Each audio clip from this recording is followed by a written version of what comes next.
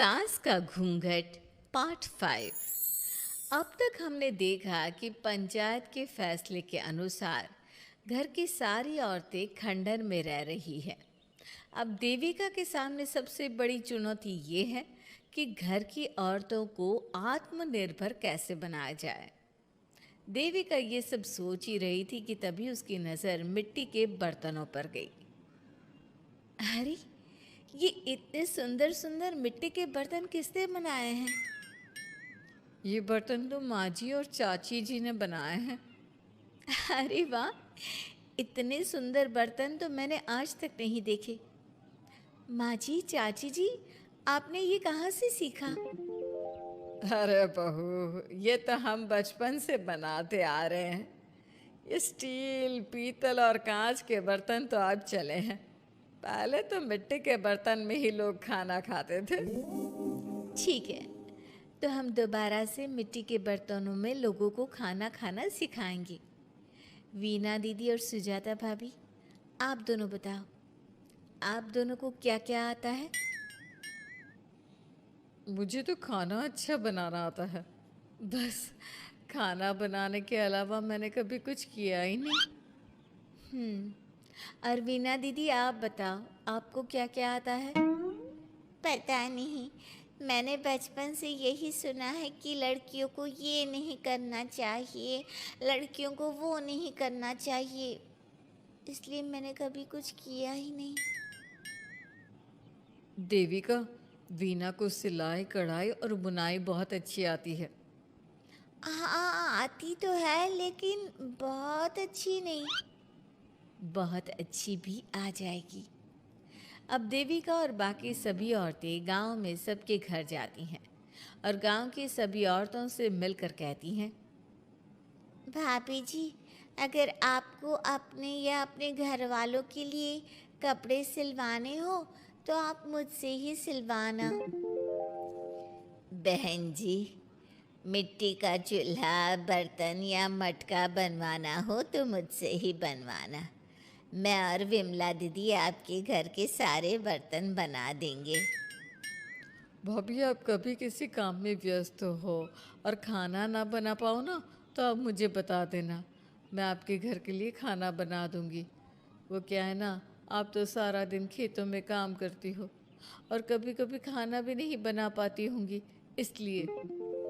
इस तरह घर की औरतें जी जान से अपने अपने कामों में लग जाती है। धीरे धीरे उनका काम बढ़ जाता है और वो अपने खंडहर को ठीक करने में लग जाती हैं। वहीं दूसरी ओर घर के सारे आदमी घर का काम संभाल नहीं पा रहे थे। अरे भाई कल्याण, चाय तो पिला दे। जमाना हो गया अच्छी चाय पिए हुए। आप भी ना घर के दामाद से क्या क्या काम करवाते हैं।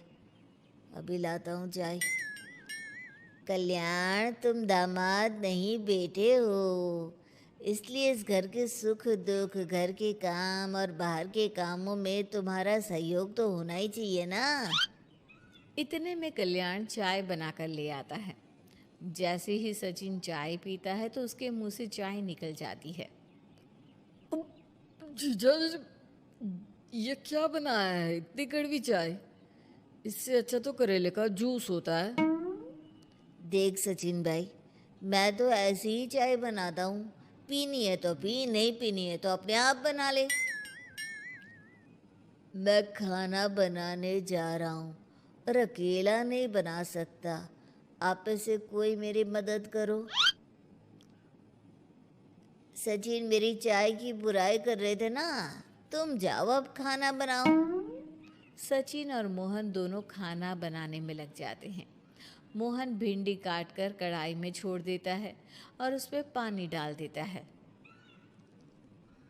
आपने भिंडी में पानी क्यों डाला? शायद पानी नहीं डलता, पता नहीं, लेकिन माँ ने कभी भिंडी में पानी नहीं डाला था। लेकिन बिना पानी के भिंडी बनेगी कैसे? मतलब गलेगी कैसे? बिना पानी के बनाएंगे तो चिपक नहीं जाएगी कढ़ाई से? पता नहीं। चलो देखते हैं कैसे बनती है भिंडी।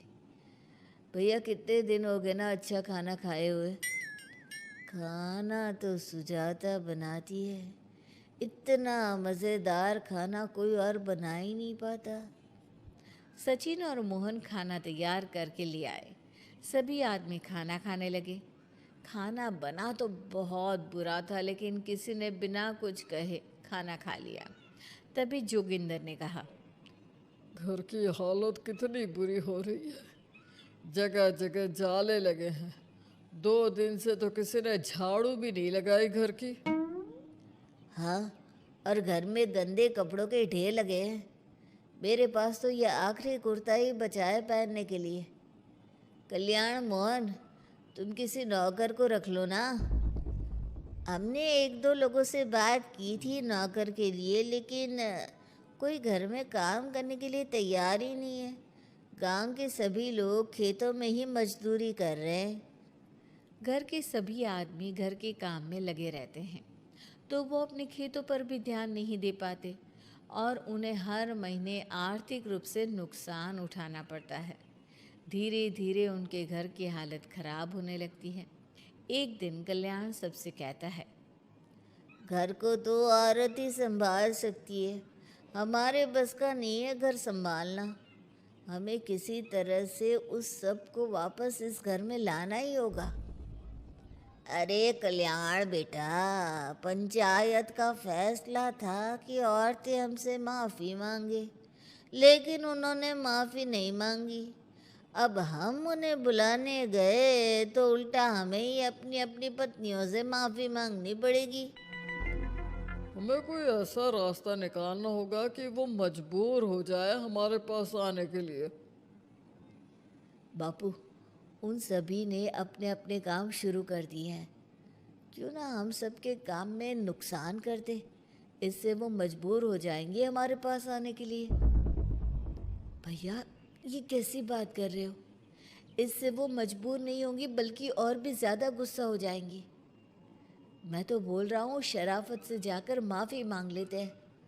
मुझे यकीन है कोई माफ़ करे ना करे, माँ तो ज़रूर हमें माफ़ कर देंगी। नहीं सचिन, अगर हमने माफ़ी मांगी तो ये सारी औरतें हमारे सर पर चढ़कर नाचेंगी। हमें इनके सामने छोटा नहीं होना है। मोहन, कल्याण, तुम दोनों आज से ही काम शुरू कर दो। बस फिर क्या था, घर के सभी आदमी लग गए काम पर। मोहन और कल्याण रात को खंडहर में पहुंचे और उन्होंने सारे मिट्टी के बर्तन तोड़ दिए। उसके बाद वीना ने जो कपड़े तैयार करके रखे थे वो सारे कपड़े उन्होंने फाड़ दिए। सुबह जब घर की औरतों ने ये सब देखा तो परेशान हो गई। अरे, ये सारे बर्तन किसने तोड़ दिए? माँ, किसी ने मेरे सिले हुए कपड़े ही फाड़ दिए। ये हरकत कौन कर सकता है? और कौन करेगा भाभी, ये सब उन आदमियों की हरकत है। जब किसी तरह से हमें झुका नहीं पाए तो हमारे काम बिगाड़कर हमें परेशान कर रहे हैं। सभी औरतें दुगनी तेजी से काम में लग गई। उन्होंने दिन रात मेहनत की और उस खंडहर को महल की तरह बना दिया। उनके काम की तारीफ सुनकर दूर दूर के गांव से लोग आने लगे और उनसे अपना काम करवाने लगे। एक दिन सभी औरतें बैठकर खाना खा रही थी। तभी विमला ने देविका से कहा, देविका, हम कभी सोच भी नहीं सकते थे कि हम अपनी मेहनत से अपने लिए इतना बड़ा और इतना अच्छा घर बना लेंगे। देविका बहू, आज हमें इस बात का एहसास हो रहा है कि हम तो सिर्फ सांस ले रहे थे, जीना तो हमें तुमने सिखाया है। मुझे तो अब भी यकीन नहीं हो रहा कि मेरे पति की पहचान के अलावा भी मेरी कोई पहचान है। गांव के सब लोग मुझे सिर्फ मोहन की पत्नी के रूप में जानते थे, लेकिन अब सारा गांव मुझे जानता है। देविका, मैं कुछ ही दिन में इस गांव में एक अच्छा सा होटल खोल लूँगी। और मैं एक बुटीक खोलूँगी। मैं यहाँ गांव की लड़कियों के लिए एक स्कूल खोलना चाहती हूँ। यही मेरा सपना है। सभी औरतें खाना खाकर सो जाती है। रात बहुत ज़्यादा हो गई है, लेकिन देविका को नींद नहीं आ रही थी। तभी उसे किसी के कदमों की आवाज़ सुनाई दी। पहले तो देविका थोड़ी डर गई, लेकिन उसने हिम्मत करके उठकर देखा तो उसके सामने सचिन खड़ा था। सचिन, तुम यहाँ क्या कर रहे हो? कहीं तुम मेरा कोई नुकसान तो करने नहीं आए? मेरे पास तो किताबों के अलावा कुछ नहीं है। फाड़ना चाहो तो फाड़ सकते हो। देविका, मैं तुम्हारा कोई नुकसान करने नहीं आया हूँ, बस तुमसे माफ़ी मांगने आया हूँ। क्या? रात के अंधेरे में चोरों की तरह तुम मुझसे माफ़ी मांगने आए हो? प्लीज़ देविका, माँ और चाची को समझाओ कि वो बापू और चाचा जी से माफ़ी मांग ले और तुम सबको लेकर घर आ जाए। सचिन, तुम भी तो अपने बापू और चाचा को अपने साथ ला सकते थे ना, और माँ और चाची से माफ़ी मंगवा सकते थे ना। प्लीज़ देविका, मुझे माफ़ कर दो और घर चलो। कैसे माफ़ कर दूँ सचिन? तुमने मुझे मरने के लिए छोड़ दिया। अगर माँ और चाची हिम्मत करके मुझे अस्पताल ना ले जाती तो आज मैं और मेरा बच्चा जिंदा ना होते।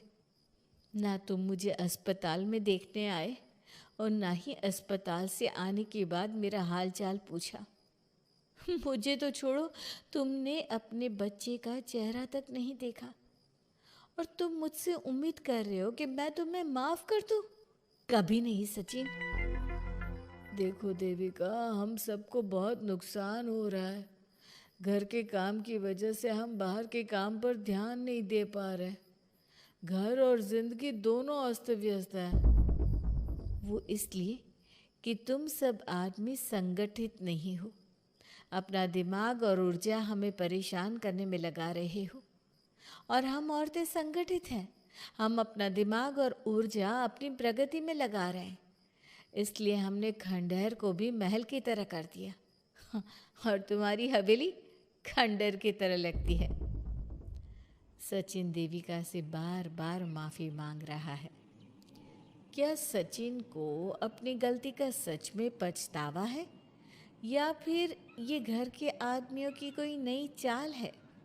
ये जानने के लिए आपको हमारे आने वाले एपिसोड का इंतज़ार करना होगा। और हाँ, कमेंट करके हमें ये भी ज़रूर बताइए कि क्या देविका को सचिन को माफ़ कर देना चाहिए? क्या उसे सब कुछ भूलकर सचिन के साथ अपना घर बसाना चाहिए, या फिर सचिन को भूल जाना चाहिए?